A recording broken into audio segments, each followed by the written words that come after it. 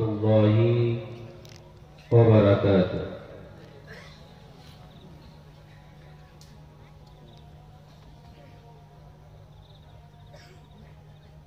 الحمد لله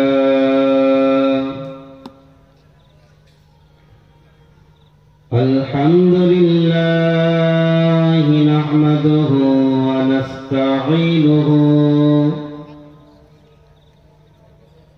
ونستغفره ونؤمن به ونتوكل عليه ونعوذ بالله من شرور أنفسنا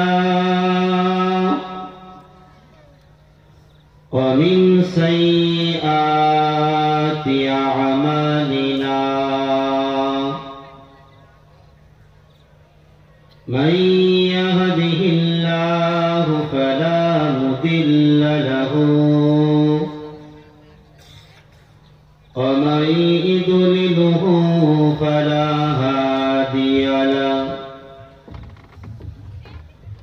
ونشهد أن لا إله إلا الله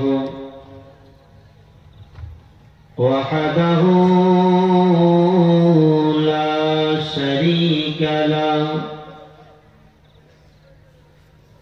ونشهد أن سيدنا وحبيبنا ومولانا محمدا صلى الله تعالى عليه وسلم عبده ورسوله. أما بعد فقد قال الله تبارك وتعالى فأعوذ بالله من الشيطان الرجيم بسم الله الرحمن الرحيم أرسله بالحق بشيرا ونذيرا وداعيا إلى الله بإذنه وسراجا منيرا.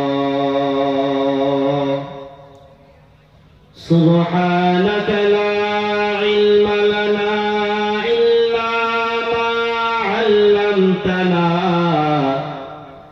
إنك أنت العليم الحكيم. بسم الله الرحمن الرحيم. رب اشرح لي صدري ويسر لي أمري واحلل عقدة من لساني يفقه قولي. إن الله وملائكته يصلون على النبي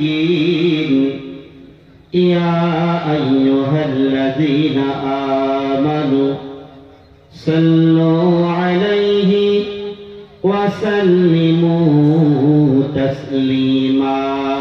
اللهم صل على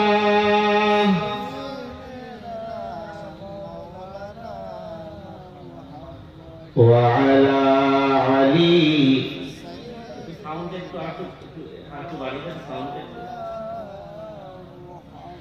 جاءنا محمد بشيرا نذيرا صلوا عليه كثيرا كثيرا. اللهم صل على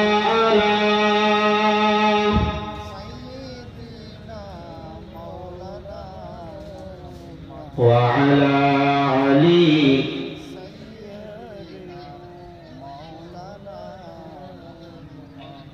তুমি মানলে মানো,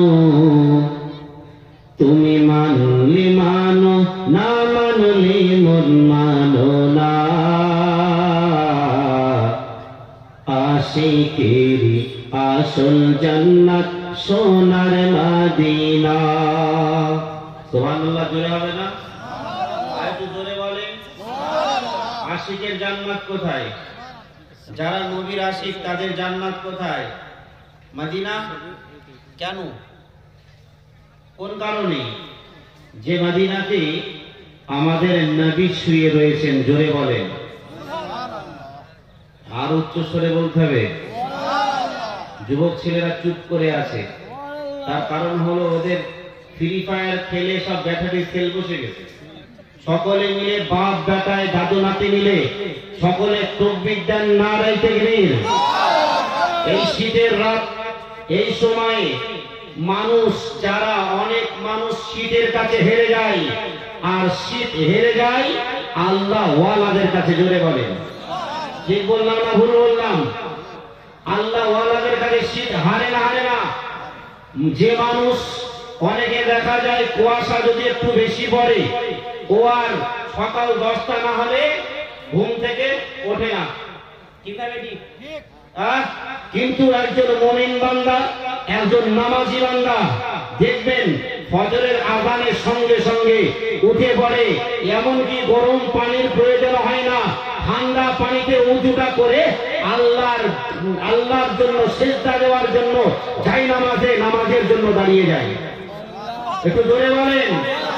তাহলে একজন বয়স্ক বলেন, ইয়াং বলেন, যাই বলেন না কেন, ফজরের নামাজের সময় যখন উঠে সে নামাজে দাঁড়িয়ে যায়, তখন আর তার কোন শীত বলে কিছু থাকে?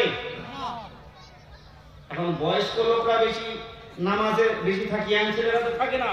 কিন্তু ইয়াং ছেলেরা সকাল 10টা না হলে ঘুম ভাঙে না। কিন্তু বয়স্ক যারা, তারা দেখা যায় যে উনারা এই নামাজের জন্য ফজরের সময় উঠে ফজরের নামাজটা পড়ে ঠিক তেমনই ভাবে তারা খেতে খাওয়ারে কাজে বেরিয়ে যায়। ঠিক না বেটি? সকলে মিলে তাকবীর দেন, নারায়ে তাকবীর। আর একটু জোরে নারায়ে তাকবীর, নারায়ে তাকবীর। ইনশাআল্লাহ।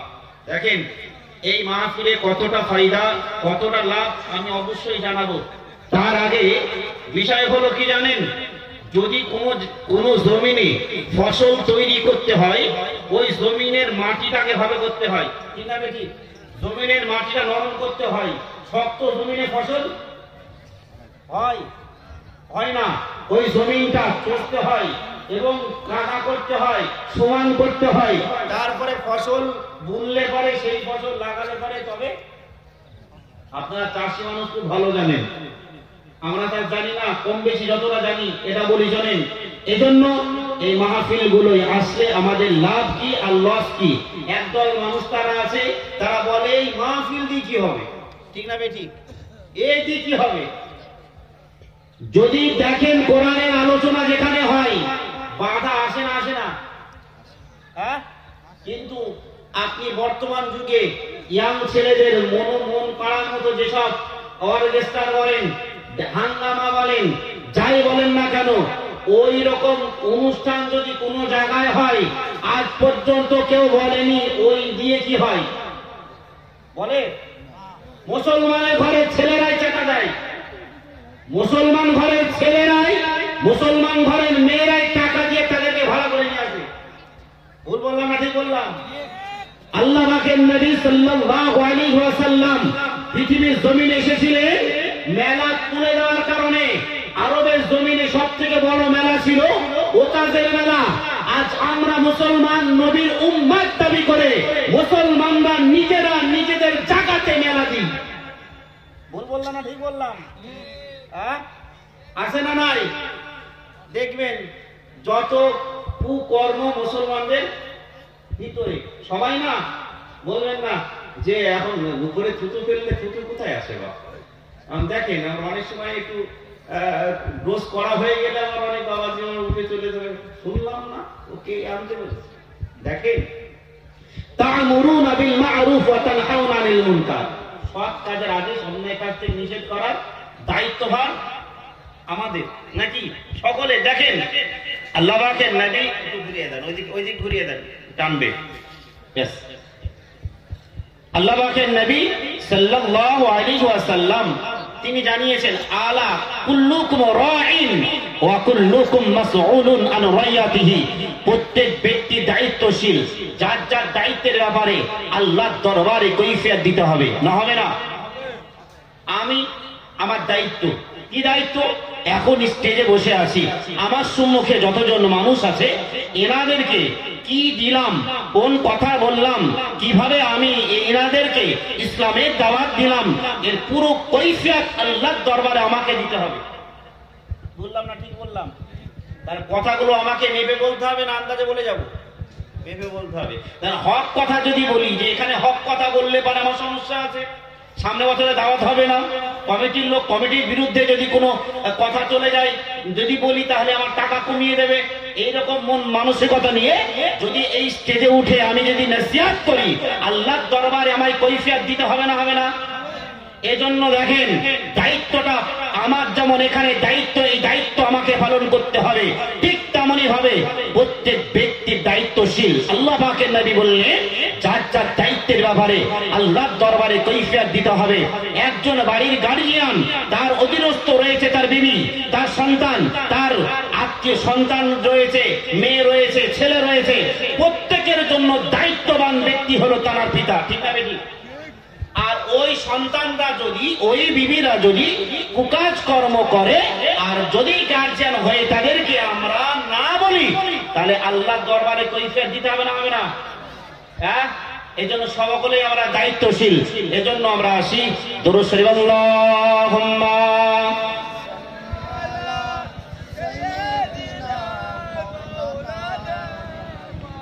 ওয়া আলা আলী।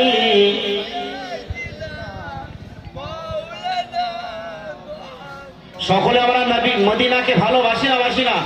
জোরে বলেন। কিসের জন্য?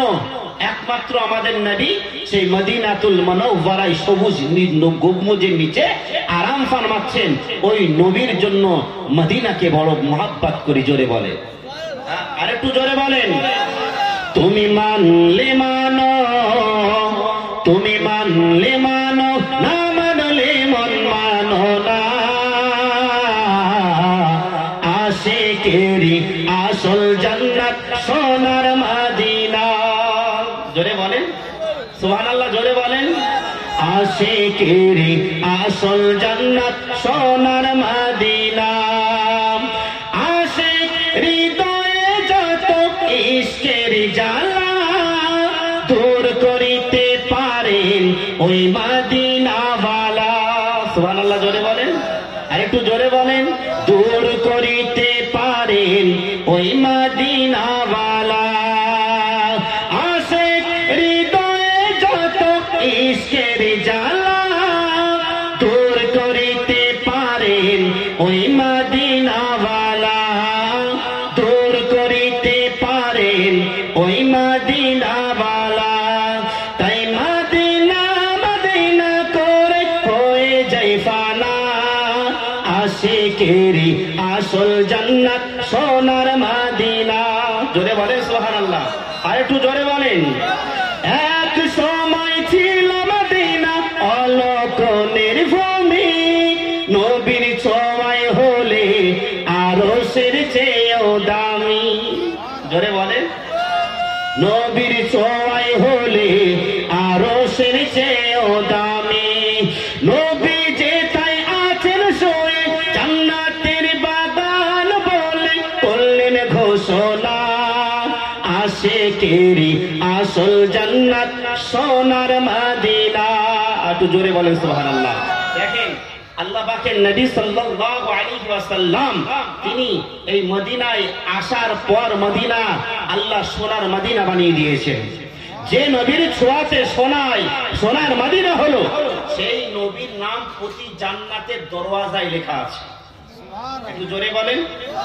হ্যাঁ, তা আমরা ওই নবীকে মহাব্বত করি না, করি না, ভালোবাসি না, বাসি না? তো এই নবীর মহাব্বতে আমরা এখানে বসেছি। আমরা ইনশাআল্লাহ আখিরি দোয়া পর্যন্ত বসবো না, বসবো না ইনশাআল্লাহ। দেখেন আমরা মূল আলোচনায় ফিরে যাব। বিশেষ করে এই মাহফিলগুলো অনেক সময় অনেক মানুষ বুঝতে চায় না বা ফায়দা আমরা বুঝি না।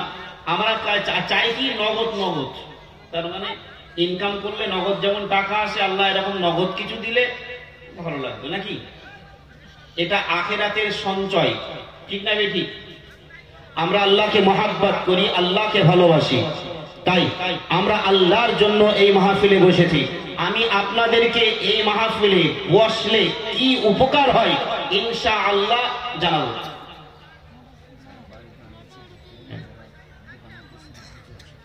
দেখেন, বিষয় হলো যে যারা আসার তারা আসবে।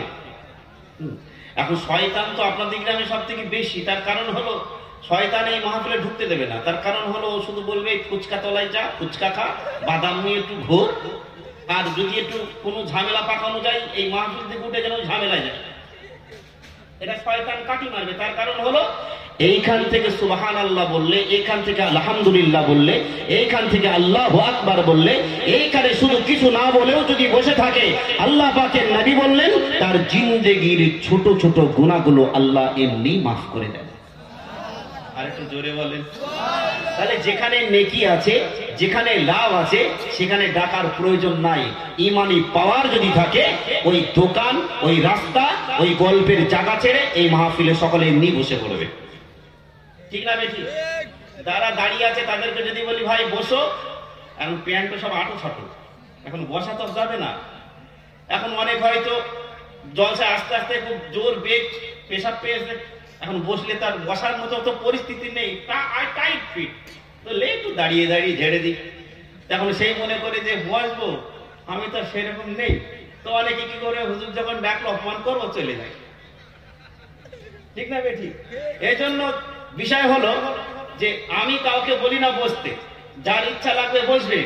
আল্লাহ পাক আল্লাহ তাআলা কোরআন মাজিদে জানিয়েছেন, দেখেন, ওয়াইজা কুরিআল কুরআন ফাসতামিউ লাহু ওয়া আনসিতু লাআল্লাকুম তুরহামুন। আল্লাহ পাক আল্লাহ তাআলা জানিয়ে দিলেন, যেখানে কোরআনের আয়াত আলোচনা হয়, যেখানে কোরআন তেলাওয়াত করা হয়, ওই জায়গাতে যখন দেখা যায় কোরআনের আওয়াজ আসছে, আল্লাহ পাক প্রত্যেক বান্দাদেরকে বললেন তোমাদের কানটা লাগিয়ে দিয়ে তোমরা শোনো। মুমিন বান্দা যারা হবে তারা কানটা লাগিয়ে দিয়ে ওই কোরআন তেলাওয়াত বা আল্লাহ জিকির তারা শুনবে। আল্লাহ বললেন আমার বান্দারা যত তেলাওয়াত শুনবে আর যত আমার নাম শুনবে, তাদের প্রতি আমি আল্লাহ রহমত বর্ষণ করতেই থাকবো।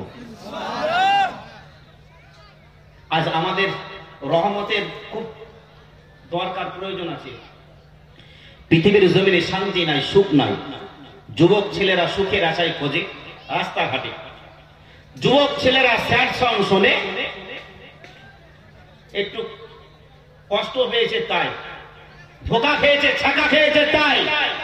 এই যুবকেরা, এই জওয়ানেরা, আমি তোমাদের জন্য বলছি, আল্লাহ বললেন শান্তি পৃথিবীর কোন কোনায় নাই।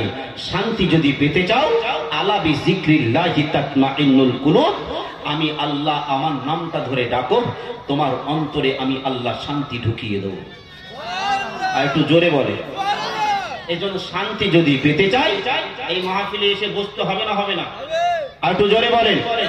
দেখেন, আমরা এখানে বসেছি, আমার থেকে অনেক বয়সের মানুষ বড় আছে,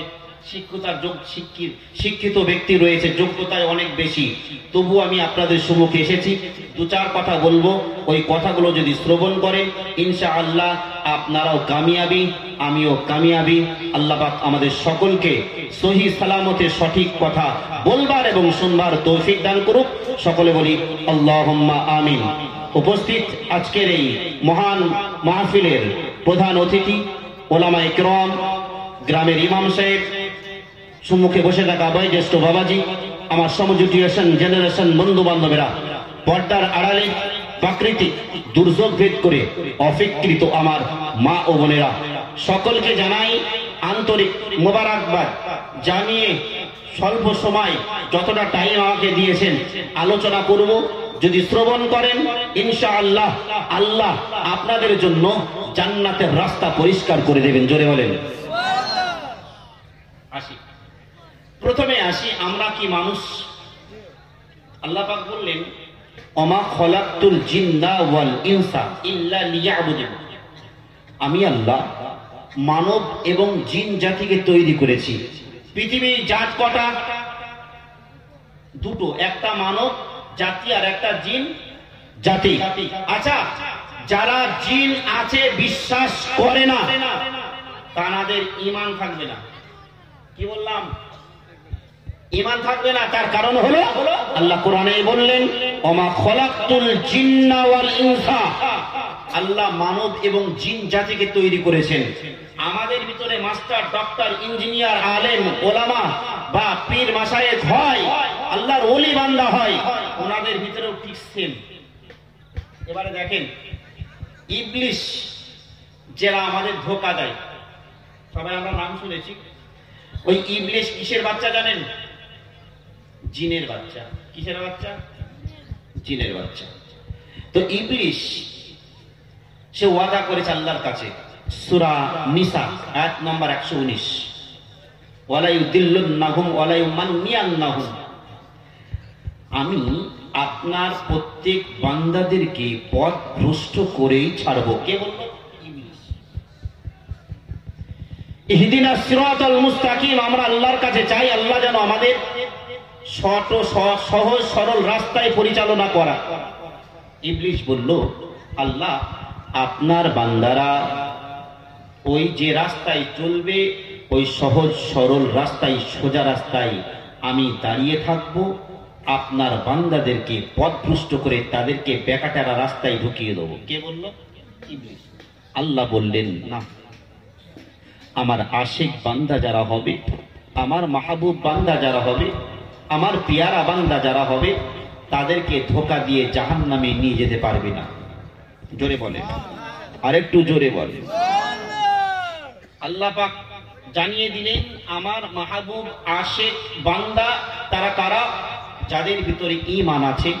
ঈমান আছে বুঝবে কেমন করে?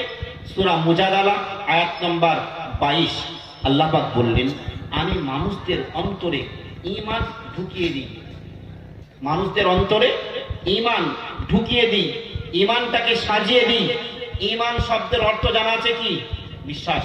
ঈমান মানে বিশ্বাস। এখন বিষয় হলো আমরা ঈমানদার কিনা। আল্লাহ পাকের উপরে ঈমান আনতে হবে। মোট 6টা জিনিসের উপরে ঈমান আনা। আমানতু বিল্লাহি ওয়া মালাইকাতিহি ওয়া কুতুবিহি ওয়া রুসুলিহি ওয়াল ইয়াউমিল আখিরি ওয়াল কদরি খাইরিহি ওয়া শাররিহি মিনাল্লাহি তাআলা ওয়াল বাসি বাদাল মাউত। 6টা জিনিসের উপরে ঈমান আনতে হবে। আর প্রথমে আমানতু বিল্লাহ, আল্লাহর উপরে আমাদের সবার বিশ্বাস আছে না নাই? নবীর উপরে বিশ্বাস আছে না নাই? রাসূলদের উপরে বিশ্বাস আছে না নাই? ভালো এবং মন্দের উপরে বিশ্বাস আছে না নাই? মৃত্যু হবে বিশ্বাস করি না? করি না? মৃত্যু হবে বিশ্বাস করি, কিন্তু মৃত্যুর জন্য সদা প্রস্তুত আমরা হতে পারি না। ঠিক না ভাই? ঠিক। মৃত্যু একদিন হবে, কিন্তু এটা বিশ্বাস করি। কিন্তু মৃত্যুর পরে ওই যে কঠিন কবরে রেখে চলে আসবে অন্ধকার। ও আমার মুসলমানেরা, ও আমার জনেরা, যুবকেরা, মুরব্বিয়ান গণেরা, ও আমার মুরব্বী বাবাজিরা, আল্লাহ পাক আল্লাহ তাআলা মানুষদেরকে পৃথিবীর জমিনে পাঠিয়েছেন, আবারও তিনি তার ডাকে সাড়া দিয়ে চলে যেতে হবে। হে আমার মুসলমানেরা, আল্লাহ পাক কোরআন মাজিদে জানিয়ে দিলেন মানুষ হলো যত মখলুকাত আমি আল্লাহ পাক আল্লাহ তাআলা তৈরি করেছি, সমস্ত মখলুকাতের শ্রেষ্ঠত্ব দান করেছি মানব জাতিকে। হে আমার মুসলমানেরা, আল্লাহ পাক আল্লাহ তাআলা জানিয়ে দিলেন এ মানব হলো এরা শ্রেষ্ঠ, এদেরকে আমি শ্রেষ্ঠত্ব বানিয়ে দিয়েছি। আল্লাহ পাক তাদের শ্রেষ্ঠত্ব বানালেন। আবার মানুষের ভিতরে আবার বললেন বালহুম আদাল, এদের ভিতরে রয়েছে এরা পশুর থেকে নিকৃষ্ট। এদের ভিতরে আছে কিছু পশুর থেকেও নিকৃষ্ট। কারা? ও আমার মুসলমানেরা, ও আমার জওয়ানেরা, যুবকেরা, আল্লাহ পাকের নবী আমার, আল্লাহ পাকের রাসূলের প্রতি মুহাব্বত ভালোবাসা রেখে যারা আল্লাহর সঙ্গে প্যার করবে, আল্লাহ নবীর সঙ্গে প্যার করবে, তাদের জন্য আল্লাহ পাক আল্লাহ তাআলা ফ্যাসিলিটি দিয়ে দিয়েছেন। হে আমার মুসলমানেরা, কুরআন মাজিদে আল্লাহ পাক আল্লাহ তাআলা জানিয়ে দিয়েছেন যে যারা চোখ হয়েছে, যারা দেখলো না, যাদের কান আছে তারা শুনলো না, আমি আল্লাহ পাক আল্লাহ তাআলা তাদের যে বলে দিলাম তারা হলো বালহুম আদাল, তারা পশু থেকে নিকৃষ্ট। যাদের আমি আল্লাহ চোখ দিয়েছি, যাদেরকে আমি আল্লাহ কান দিয়েছি, তারা দেখলো না, শুনলো না। ও আমার মুসলমানেরা, একটা গ্রামে যদি 1000 লোকের বসবাস হয়, একটা গ্রামে যদি 500 লোকের বসবাস হয়, এই 500 লোকের ভিতরে এমন একটা দিন আসবে ওদের ভিতর থেকে কোনো না কোনো ব্যক্তি মারা যায় না, যায় না? মারা যায়, তাদেরকে নিয়ে জানাজা হয় না, হয় না? এখন জানাজার জন্য সবাই প্রস্তুত। মানুষ মারা গেল, মারা যাওয়ার পর প্রথমেই কথা হবে, এই মাটি কখন হবে বল। এই কথা তো নাকি, তার নাম থাকবে, নাম আর হবে না, হয়ে যাবে লাশ। কি বলবে? লাশ। এই লাশ দাফন করতে হবে, কখন হবে বল। ও আমার মুসলমানেরা, আমরা লাশ হয়ে যাব, আল্লাহ পাক আল্লাহ তাআলা জানিয়ে দিলেন, আল্লাহ পাক আল্লাহ তাআলা জানিয়ে দিলেন। ও আমার মুসলমানেরা, আল্লাহ পাক আল্লাহ তাআলা বললেন যাদের চোখ আছে তারা দেখলো না, যাদের কান আছে তারা শুনলো না, তারা হলো বালহুম আদাল, তারা পশু থেকে নিকৃষ্ট, তাদেরকে আল্লাহ পাক আল্লাহ তাআলা শ্রেষ্ঠত্ব দান করে দিয়েছেন। হে জওয়ানেরা, যুবকেরা, আল্লাহ পাক আল্লাহ তাআলা জানিয়ে দিলেন, দেখা যায় একটা গ্রামে যখন মানুষ মারা যায়, ওই মানুষটা দাফন করবার জন্য সমস্ত গ্রামের মানুষেরা কেউ বাঁশ কাটে, কেউ কবর খনন করে, কেউ গোসল দিয়ে দেয়। আল্লাহ পাক আল্লাহ তাআলা জানিয়ে দিলেন, এবার আমার বান্দারা, তোমরা তোমাদের চোখটা লাগিয়ে দিয়ে শোনো, তোমরা চোখটা লাগিয়ে দিয়ে দেখো, তোমরা শোনো যে মানুষটা তোমাদের সঙ্গে একই সঙ্গে খাওয়া দাওয়া, একই সঙ্গে ওঠা বসা, একই সঙ্গে চলাফেরা, আজ তাকে তোমরা নিজে হাতে তাকে গোসল দিচ্ছ, কাপড়ের কাপড়টা পরিয়ে দিচ্ছ, তাদেরকে তোমরা সবাই মিলে কাঁধে তুলে নিয়ে জানাজার জন্য এগিয়ে যাচ্ছ। হে আমার মুসলমানেরা, যখন জানাজার জন্য সামনে দিয়ে দেওয়া হলো, তারাকে সামনে দিয়ে দিয়ে এবারে দেখা গেল সামনে দিয়ে দেওয়ার পরে জানাজায় আমরা দাঁড়িয়ে যাই, জানাজায় যখন দাঁড়িয়ে যাই, ইমাম সাহেব নিয়ত পড়ে না, পড়ে না?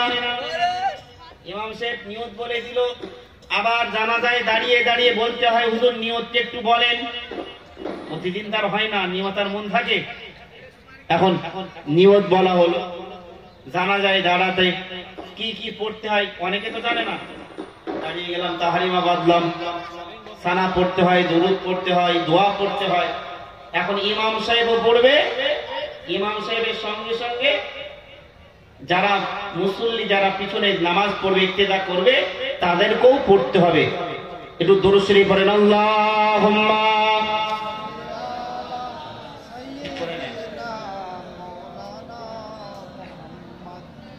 ওয়া আলা আলী।